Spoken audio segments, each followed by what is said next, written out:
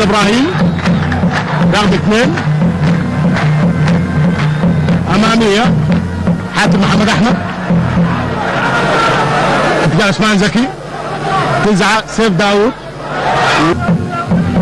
وعقل جاد الله، 12 عفت نصار.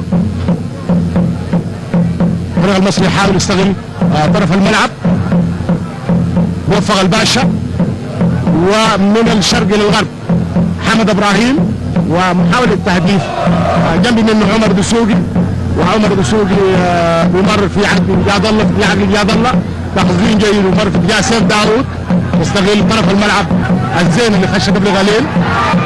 والفريق المصري بيلعب بدفاع المنطقة والتكتل والانفتاح سريعا. تامر النحاس مع وجود الميري ومكاتفة عنيفة جدا. جولت هو ابو حشيش، تمرير خطأ، عقل جاد الله 1 و2 في وسط الملعب، وتحويل لعب وجذب الملعب على الناحية الشمال ناحية محمد ابراهيم، مخالفة وعالي داخل الصندوق نعمل حسابنا وراسية، وبخش امامية عالي في عثمان زكي، امر في الحلو خلف مش معقول يا عجب يا فنان. جبرة بيلعب التماس،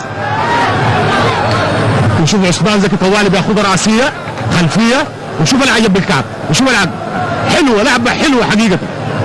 اجمل لقطات المباراة حق هجوم بالميري، وبتحاور الكرة والتعب امامية طويلة.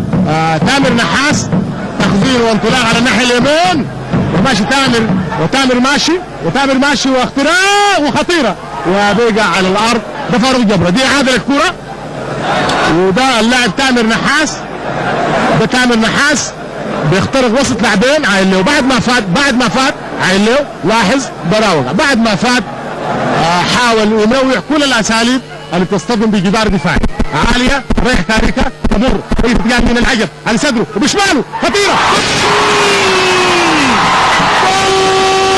يصفر الحكم، بتقدم عبد المجيد جعفر وبيلعب في المرمى، جول محمد ابراهيم، وبيلعب في المرمى برضه يمين محمد رابح يا فاروق، وبصفر الحكم وضد فاروق جبرة، وجول حلو، جول جميل حقيقة. والله محمد رابح واحدة، وبيقدم ابو الذهب، وفي المرمى برضه نفس لعبة فاروق جبرة. يصفر الحكم يقدم ابو حشيش وبيلعب في المرمى، حلوة جول، حلوة يا ابو حشيش، حلوة يا ابو حشيش، حلوة وهدف كاد قرب ولكن، وبتقدم جولت وبيبعد الحارس، بيبعد حارس المرمى فبعيدة، ضيقت عليه الزاوية، عمره 21 سنة، بصفر ولا محمد رابح، وهدف 4-3 مش يكون انتهى.